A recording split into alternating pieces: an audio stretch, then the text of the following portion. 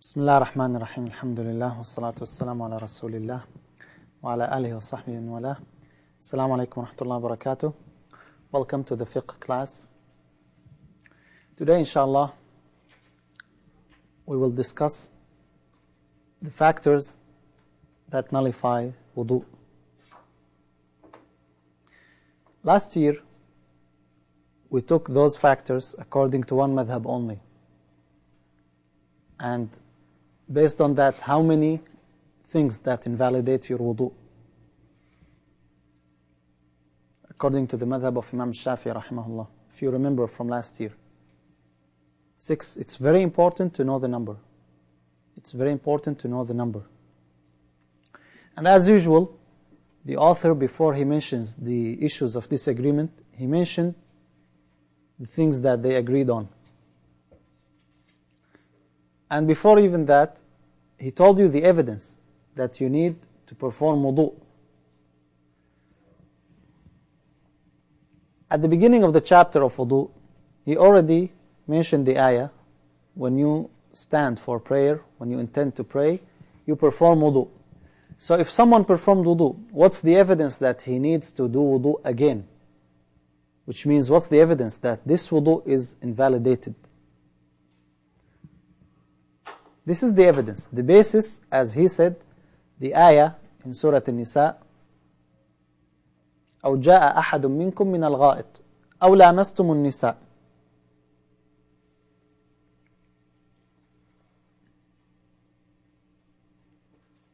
If you relieve yourselves, if you answered the call of nature, or you touched women, then what do? You perform wudu. And the hadith of the Messenger sallallahu alaihi wasallam. Those evidences are important because if you don't know them, someone would come and argue about the entire issue and you don't have a case at all. The Prophet ﷺ said, لا يقبل الله الصلاة محدث حتى يتوضأ.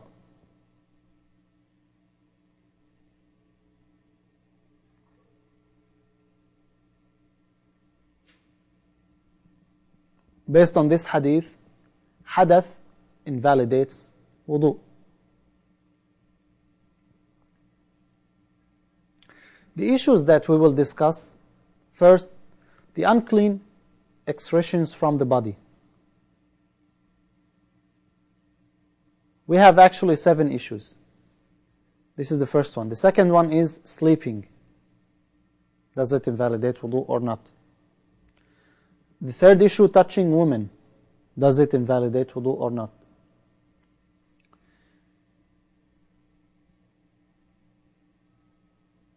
And the rest, we have 7 issues that we will discuss in this chapter.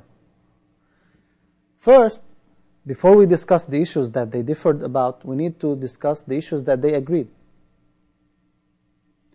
They agreed that any impurity that is coming from the front or the back, like what? The urine, the stool, even passing gas, passing wind, it is what? Hadath. It invalidates wudu. They agreed on that.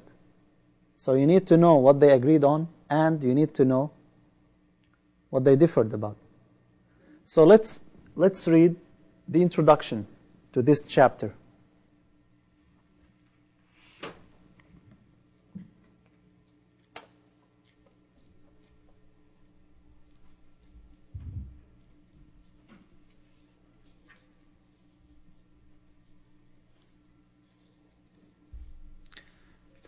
And this is page 32.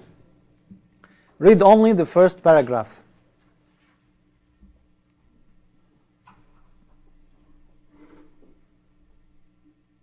On page 32. Hold on. Can everyone hear online?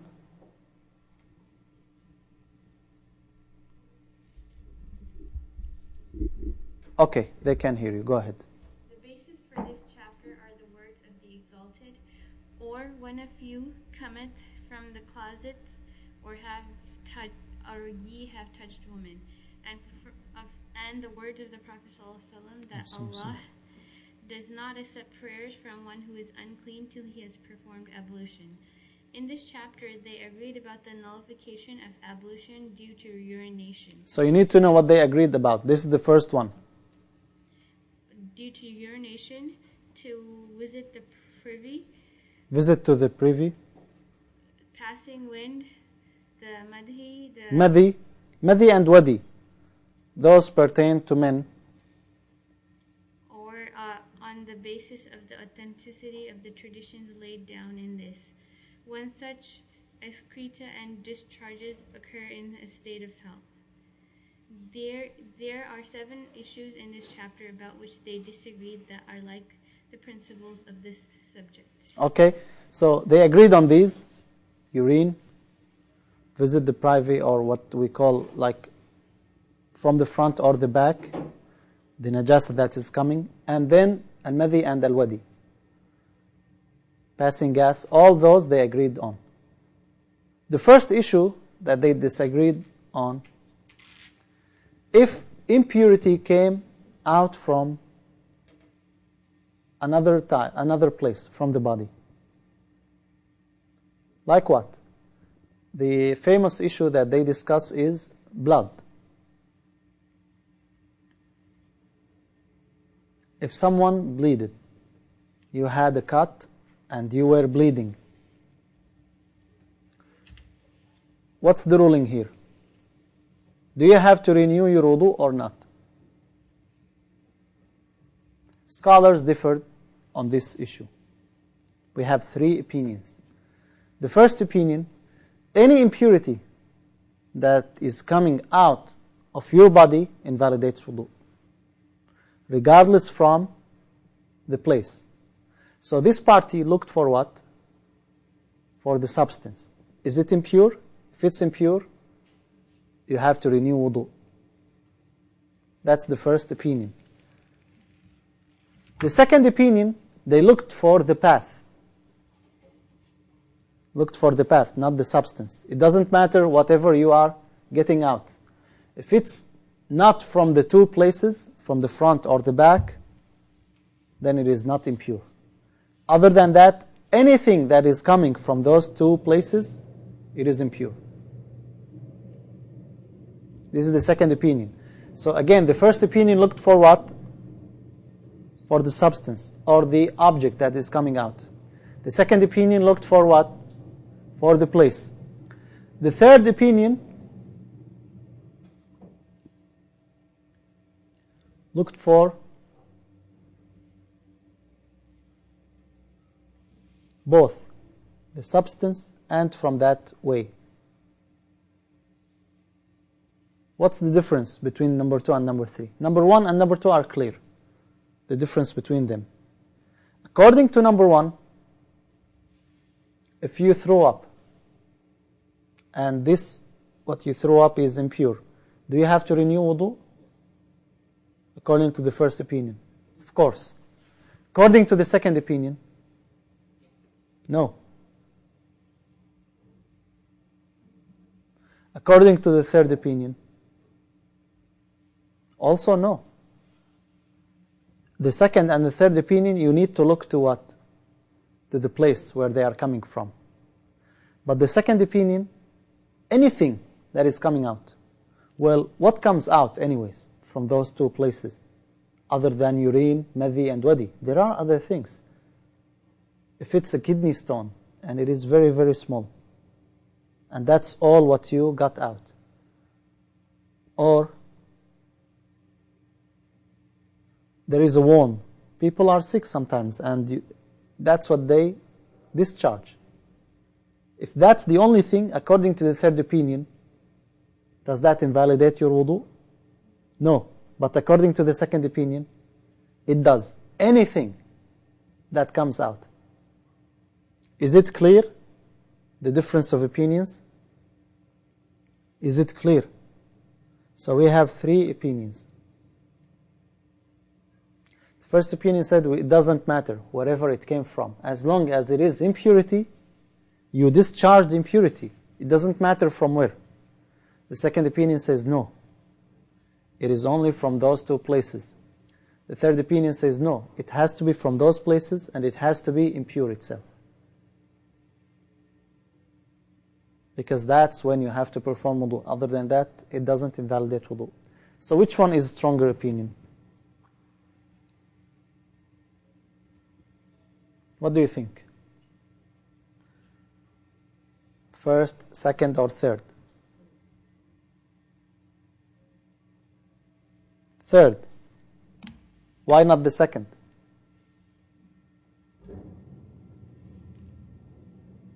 Why not the first? Now, for the second and the third opinion, they are not saying that what you discharge is impure. We agree with you that blood is impure, but we disagree that it necessitates wudu. You need an evidence for that. And there are evidences prove that you don't need to renew wudu. Umar radiallahu anh, he was stabbed.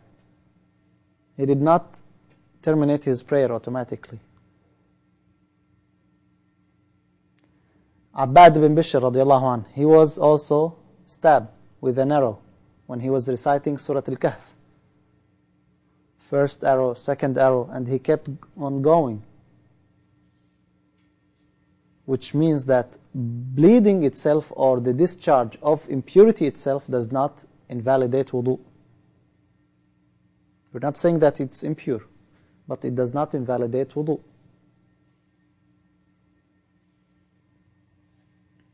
So, what do you think? Second or third opinion? Third opinion. Why? Why not the second? Let's read from the book what it says. Again, page 32.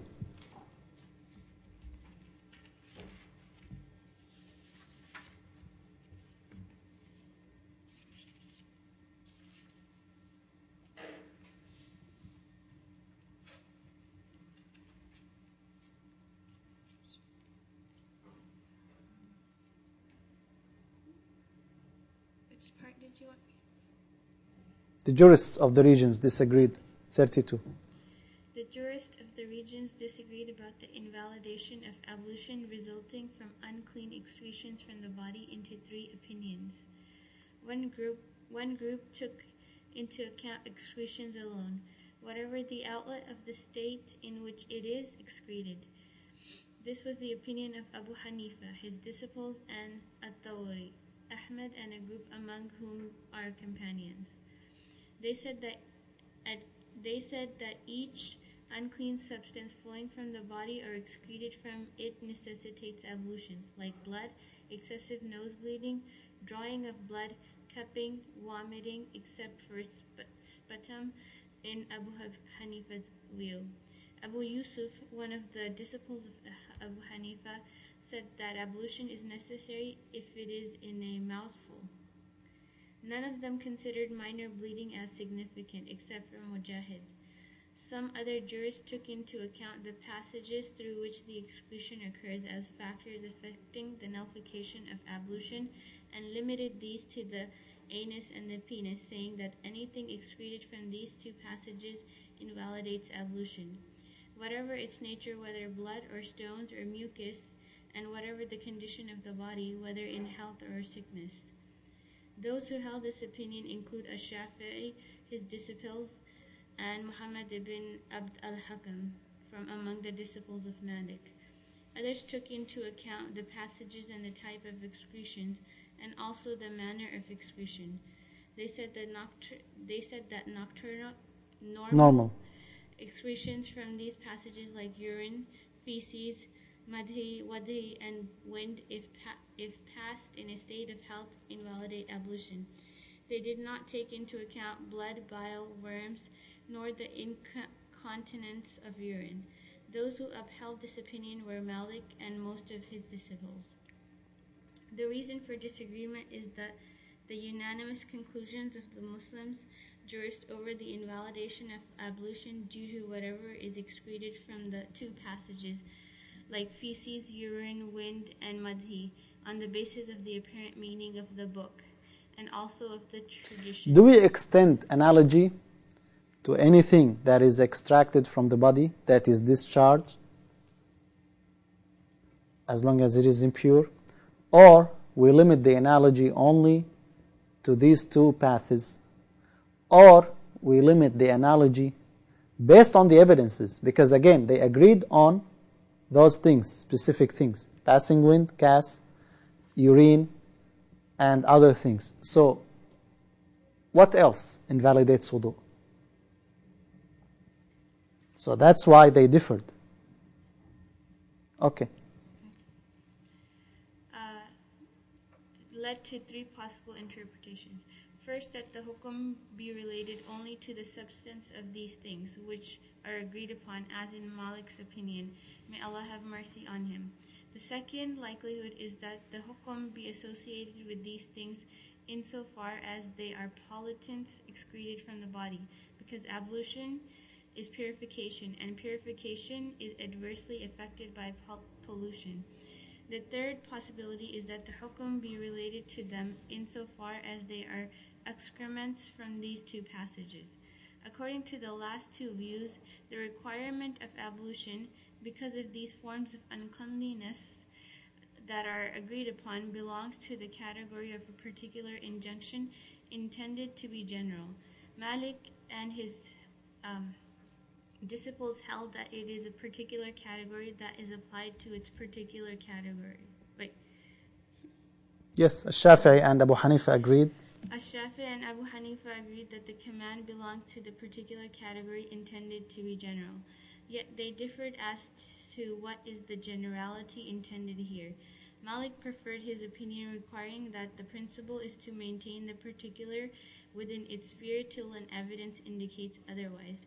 Shafi'i argued that what is intended is the passage and not what is excreted, because of their agreement over the obligation of ablution due to the passing of wind from the passage below. Okay. Now again, do you understand what was read here? The general and the particular. Allah subhanahu wa ta'ala commanded us to perform wudu for specific causes. Is that the only causes, or there is something else? So this command is particular and what is meant with it is particular, or this command is particular and what is meant with it is general. So if it's particular and what is meant with it is only particular, that's the opinion of Imam Malik. So only those things invalidate wudu. Imam Shafi'i and Abu Hanifa said no. That's particular, but what is meant with it is general. Yet they differed. And definitely, Shafi'i's opinion is stronger, because if you say anything coming out of the body, regardless of the path, you have to say that whoever burped also, he has to renew wudu. There it was gas, and here it is gas. But the passage is different. So, it depends, again, which opinion you take. You have to know the evidence. So these are the three opinions in this matter. First, we have Abu Hanifa agreed that any impurity, regardless of the passage. Shafi'i and Malik, they said no. It has to be from that path. And then they differed. Then we have the reason of disagreement. Is it particular and what is meant is particular, or is it particular, what is meant is general? Abu Malik said it is particular and what was meant is particular. Abu Hanifa and the Shafi'i said it is particular but what is meant is general. Then they differed. So you see who agrees with more than other. Shafi'i, in the first opinion, he is with Imam Malik. In the second case, he is with Abu Hanifa in regards of the reason of disagreement. That's why I believe it is the strongest opinion. Because imagine if you are bleeding, you are sick, you are bleeding, and you urinated, but what you urinated was blood. Do you say you don't have to renew your wudu? According to Malik, yes, you don't have to if you're sick. But according to Imam Shafi'i, whatever comes out of those two passages requires wudu. So basically that's the issue. That's the first issue. The second issue, sleeping. Do you have to renew your wudu if you slept? Do you have to renew your wudu if you slept? Answer me. Yes. What's the evidence? Did Allah mention it in the Quran? Where? When you rise up For prayer. It doesn't say from sleeping. when else do you rise up? What else? Now, if I stood up, isn't that raising? If I was lying down and then I stood up. It's not, the word is not right. It's when you intend. When you intend to pray. Translation. But actually, no, it's more accurate to say rise because qiyam, إذا قمتم. قام means to stand. إذا قمتم إلى الصلاة. But it does not necessitate that you were sleeping. What hadith of the Messenger sallallahu alaihi wasallam? When you wake up from the rest from sleep. Yeah, Wash your hands. yeah. What did the Prophet sallallahu alaihi wasallam say? When you wake up from nocturnal sleep? No. He said, do not put your hands before you wash them. So you wash your hands. Did he mandate performing wudu? Usually when you wake up from the Okay, how about the narration where it clearly states that the Prophet ﷺ woke up and he did not perform wudu and he prayed?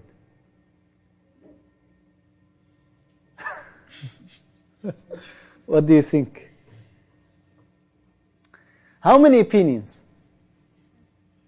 there's too many.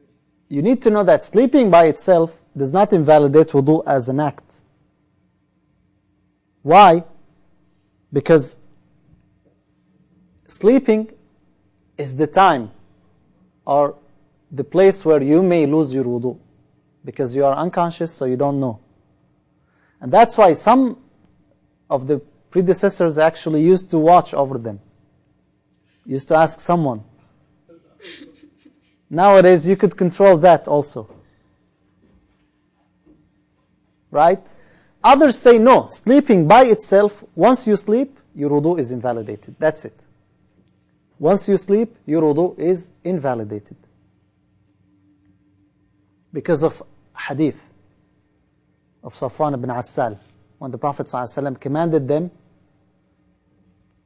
not to take off their foot cover, except due to bowl, urinating, غائط, or sleeping, أو نوم.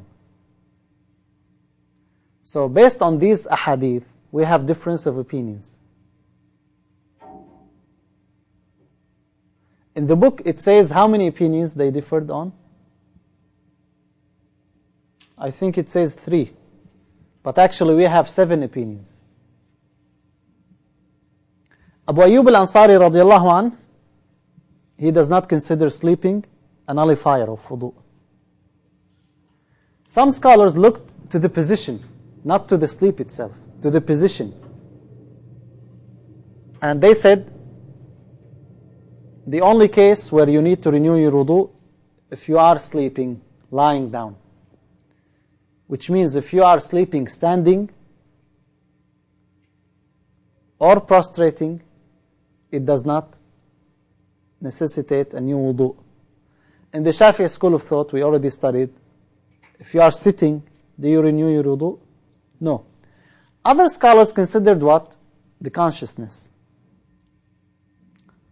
So, if you are sleeping deeply, then what? You need to renew your wudu. If you are not sleeping deeply, well, how do we know? Deeply and not deeply. By the time duration, by what? By consciousness.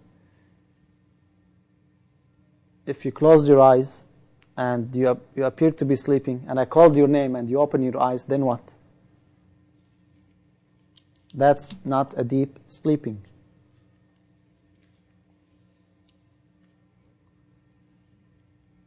So these are the opinions.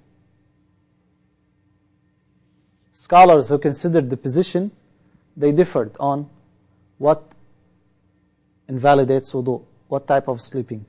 Scholars who considered the consciousness also differed. Scholars who did not consider sleeping at all, They said, like Abu Ayyub al-Ansari radiallahu anh, he said it does not invalidate wudu. So we have many opinions. The strongest opinion, I believe, that it is related to consciousness.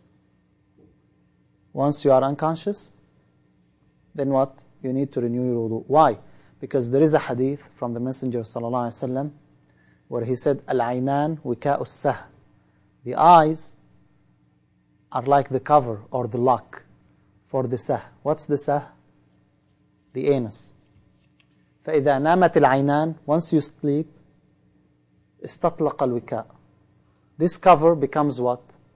Or that lock becomes open. So you don't know if something came out or not. But again, do not think that any sleeping invalidates wudu. And do not think that it is one agreed upon opinion.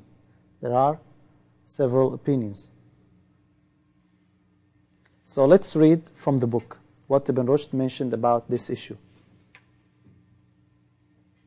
Page 34.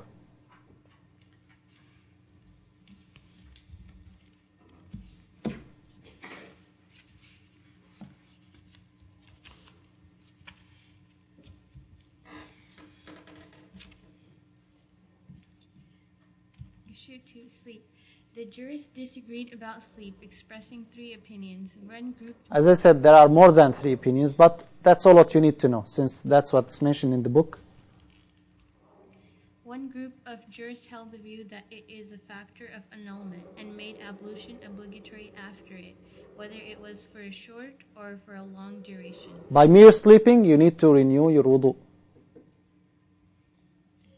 Another group held that it is not so, and they did not make ablution obligatory after it unless the person was convinced, in accordance with the opinion of those who do not acknowledge doubt, that he had acquired hadath, or when he was in a doubt that he had, in accordance with the opinion of those who consider doubt as an effective factor. Because before you sleep, you had wudu, right? Now you slept. You are in doubt. Was your wudu invalidated or not? So how come you change what you are certain of with doubt? You are certain that you had your wudu, and then you slept. And you are doubtful of the annulment of your wudu. See, that's why there is doubt and certainty here. Okay. Some in the early generation used to depute a person to keep track of their state during sleep, that is, whether they had acquired hadath. Another group made a distinction between a light short sleep and a long deep sleep. Now you can have a camera. They made ablution obligatory after a deep sleep, but not after a light sleep. This is upheld by the fuqaha of the regions and by the majority. That's the majority opinions, and that's what is stronger actually. Okay, move to the last paragraph in the page, the basis for disagreement. The basis for disagreement among them on this issue is the conflict of the relevant traditions. We have many traditions. That's why there is this disagreement.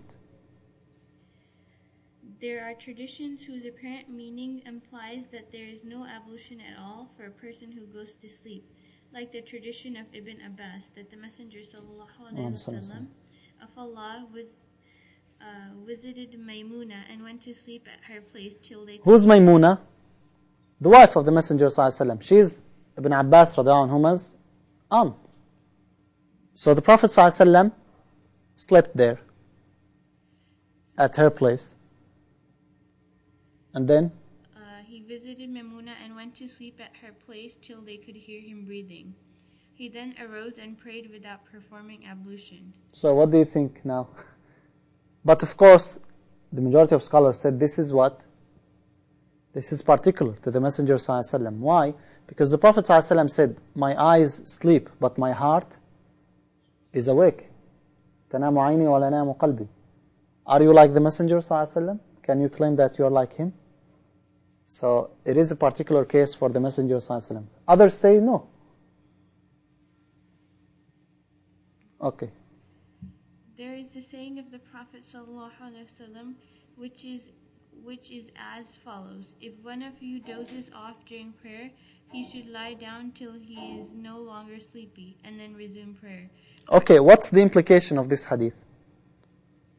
If you doze, That you don't curse yourself or say something. yeah, which means you are not conscious of what you're saying, right?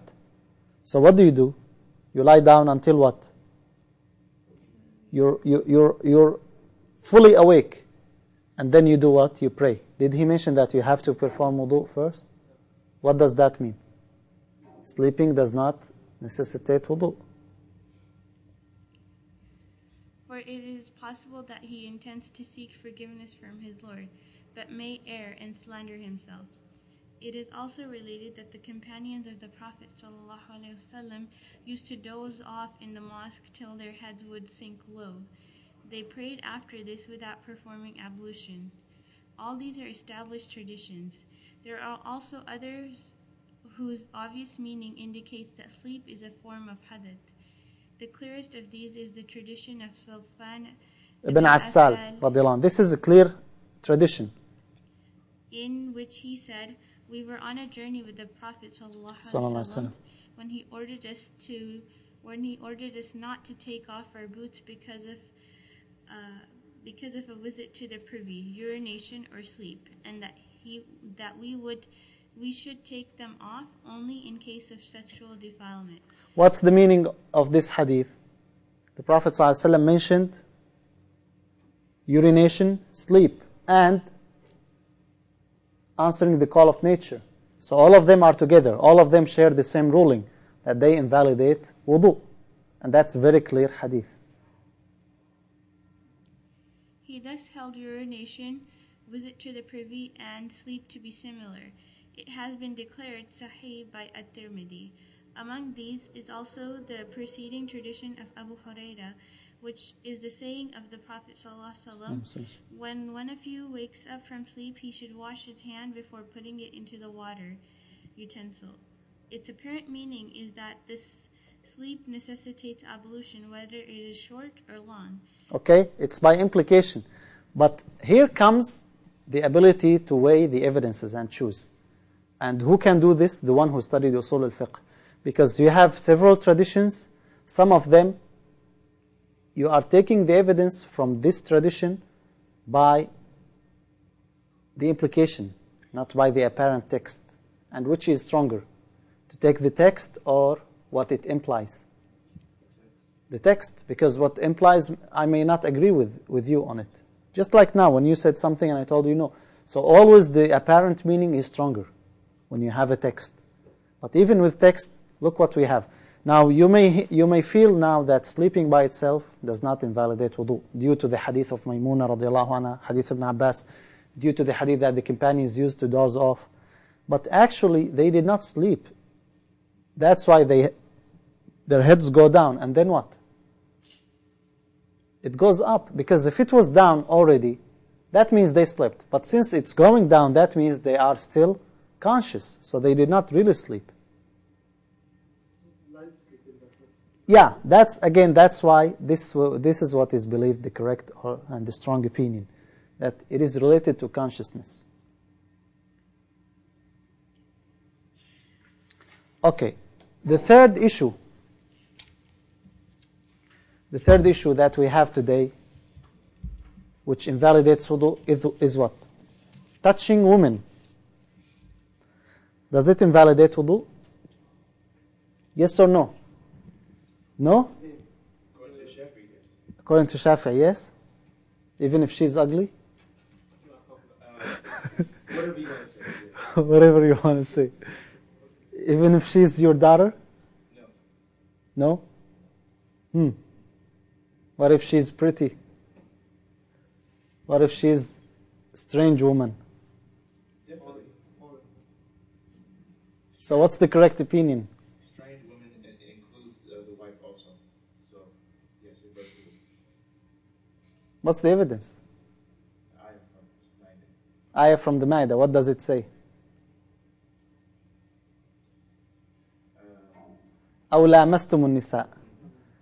In another qira'ah, because lamas, it implies more meaning than lamas. In Arabic, lamas means touch. Lamas, it necessitates both actions, not only from one part. Just like qatal, lamas. Qatal, to kill, but qatal, to fight. And that necessitates that you are fighting and he is fighting. So we have two qira'at, lamas. Lamas, أو لمستم النساء, means touch. Based on that, does it invalidate wudu? Scholars differed. Some of them said, if you touch with desire, then what? It invalidates wudu. If it's with desire. If it's not with desire, then what? You are coming by and you just touched a woman and you did not even know that she is a woman. Then, oh, she was a woman. According to the Shafi'i school of thought, of course you have. It invalidates wudu. Always. This is the second opinion. Third opinion, it does not invalidate wudu at all. Remember, the condition in the Shafi'i school of thought, it has to be an non-mahram and not the hair, direct skin. Why they differed?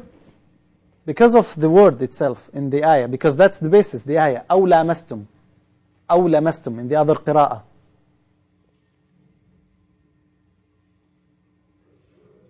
Touch. Does it mean the mere touching, the literal meaning, or the metaphorical meaning? Remember yesterday when Maryam said to her Lord, while no man has touched me, وَلَمْ يَمْسَسْنِي بَشَرٌ. What did she mean? The literal meaning or the metaphorical meaning? So how come one time you say literal and another time you say metaphorical? You have to be consistent. So what do you think? This is the reason. Another reason also, the ahadith. Now there was a clear, authentic narration that the Prophet ﷺ used to kiss his wife before he goes to the prayer, while he was fasting and without performing wudu again. What does that mean? It's very strong. Saying that it didn't. That's very strong. And that's why I believe this is the correct opinion. Be it with desire, be it without desire, it does not invalidate wudu. That's the problem when we mix between two issues. Now, you're not allowed to touch a foreign woman. If you touched her, that's a sin. But that does not mean automatically it invalidates wudu. You need an evidence to say it invalidates wudu. Even with desire. Based on the desire, if you discharge something, that's another thing. Then your wudu is invalidated because of what you discharged, not because of the mere touching. So again, scholars differed on this issue. So let's read in the book what it says about this issue. Page 36. Touching women. The jurors disagreed about the obligation of ablution for a person who touches a woman with his hand or with other sensuous limbs. One group held that one who touches a man reaching out for her when there No, is if he touches a man, that's a problem. Oh.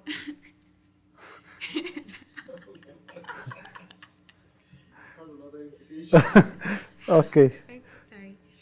One group held that one who touches a woman reaching out for her when there is no barrier or covering between the touching skins is obliged to perform ablution. Similarly, one who kisses her as a kiss according to them is a kind of touching, whether or not he derives pleasure from it. Because someone may come and argue that kissing is not touching. And some differed. In the Shafi'i school of thought, it's different. Like, did you touch or you were touched? So there are even several opinions in one school of thought. This opinion was upheld by Al-Shafi'i and his disciples, except that he once made a distinction between the person touching and the person being touched. But the well-known opinion, we already discussed it, that as long as it is not a mahram, not in the tooth or the hair, it invalidates wudu. Making ablution obligatory for the person touching to the exclusion of the person touched. Another time he held that it was obligatory on both. A third time he made a distinction between women in the prohibited degree and a wife, making ablution obligatory in the case of touching the wife, but not in the case of women in the prohibited degree, while another time he held them to be similar. Okay, next paragraph, the reason for disagreement.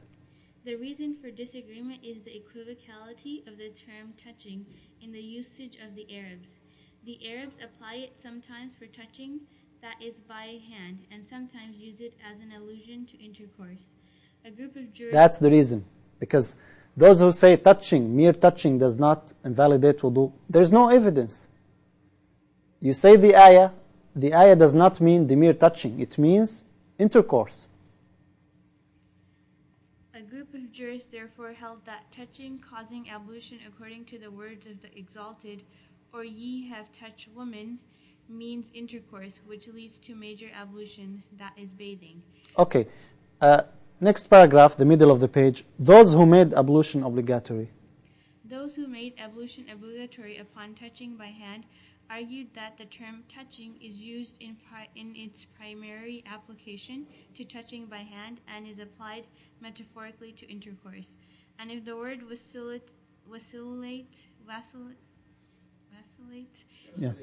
vacillates between the primary and metaphorical uses, it is better to confine it to the primary meaning. Exactly, so they argue back and they say touching does not mean intercourse, because which is applicable? The real or the metaphorical meaning? In principle, you should what? Again, that's why you need to know the argument of each opinion. Otherwise, you'll stop in the middle and you'll be confused. Okay? No, but again, here, they are differing on the meaning. But once you have an evidence, clear evidence, like Aisha radiallahu anha, then that's it. We go back. This supports the evidence that says it is metaphorical. This opinion, if you follow this opinion, you cannot do tawaf. Impossible to do tawaf in Hajj. Impossible. Because you will definitely touch a woman. So what do?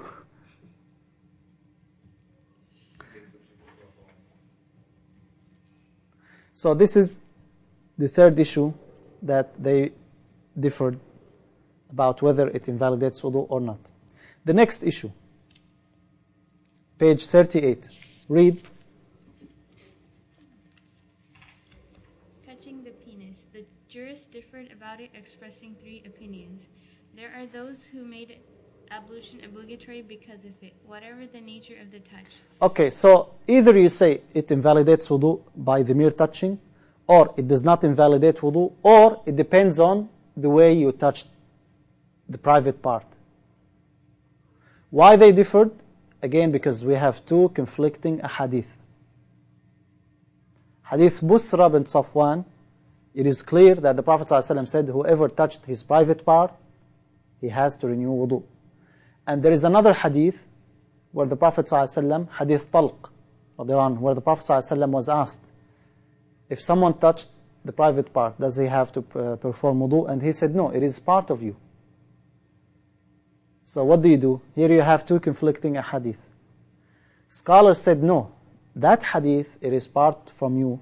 It was at the beginning of Islam. It was the first year the Prophet ﷺ came to Medina. And the second hadith abrogated it. So that's the reason of disagreement. Okay, continue. This is the opinion of Al-Shafi'i, his disciples Ahmad and Dawood. Some of them did not make ablution obligatory at all in this case. These are Abu Hanifa and his disciples. Both parties have predecessors among the companions and the Tabi'un. A group of jurists made a distinction between touching it in a certain state and touching it in a different state. Which means if you touched it by mistake, it does not invalidate wudu. Some of them stipulate that if you touched it with your palm inside, that means you meant to. But from the external side, then it does not invalidate wudu. These jurists are further divided into subgroups. Some made a distinction based on whether the person derives pleasure from it. Others made a distinction on the basis of whether he touches it with the inner part of the hand, the palm, or with the outer part. They made ablution obligatory in the case of pleasure, but not in its absence.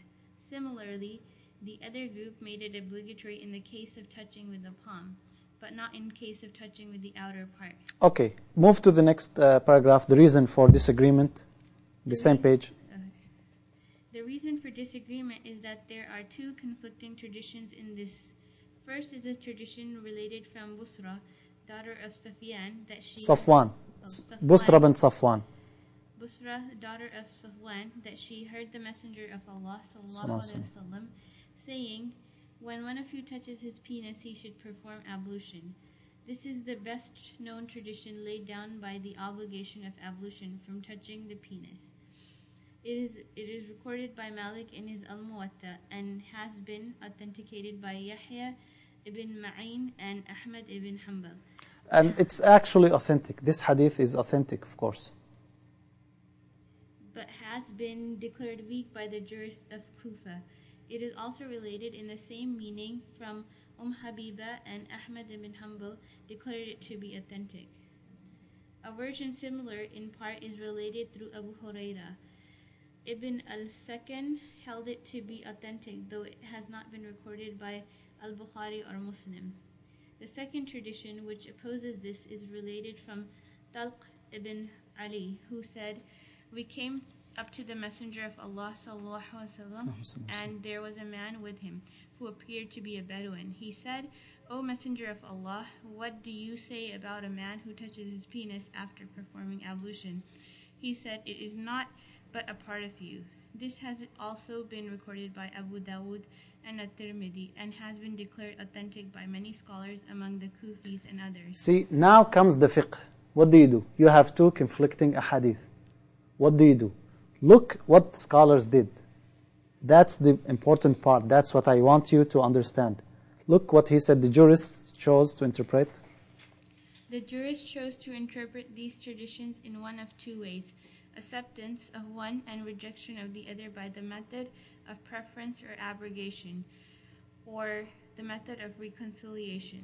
And we always, as a jurist, as a student of knowledge, since if there are two authentic ahadith, you cannot choose one of them and reject the other. Based on what? On your desire?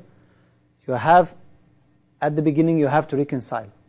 Once you are unable, then you move to accepting and rejecting. You see which is stronger and you accept it, and which is weaker and you reject it. Those who preferred the tradition of Busra, or considered it to have abrogated the tradition of Talq ibn Ali, upheld the obligation of ablution after touching of the penis, while those who preferred the tradition of Talq ibn Ali dropped the obligation of ablution resulting from the touch. Those who desired to reconcile the two traditions made ablution obligatory in one case, but not in the other, or they interpreted the tradition of Busra to indicate recommendation and the tradition of Talq ibn Ali to indicate the negation of obligation. The Okay, how do you reconcile? Because you reconcile when there is a recommendation and obligation. But when there is prohibition and obligation, you cannot reconcile. How come you in the between? Someone says it is wajib and another says it is haram. Or someone says you do it, you have to do it, and the other says you cannot do it. That's difficult. But what did they do? They said you have to do it. It's not really have to do it, but it is recommended. That's what they did. The others said no. The first hadith was at the beginning of Islam, hadith Talq bin Ali. The other hadith, hadith Busra bin Safwan, it is a new hadith. Now this is the issue, and there is actually another issue came out of this issue by itself. The Prophet ﷺ mentioned the private part of the man. What about the private part of a woman? Is it the same or not? And scholars also differed on that. Okay, so that's it, inshallah. That's it for today's fiqh class. Is there any question about those 4 issues that we mentioned today?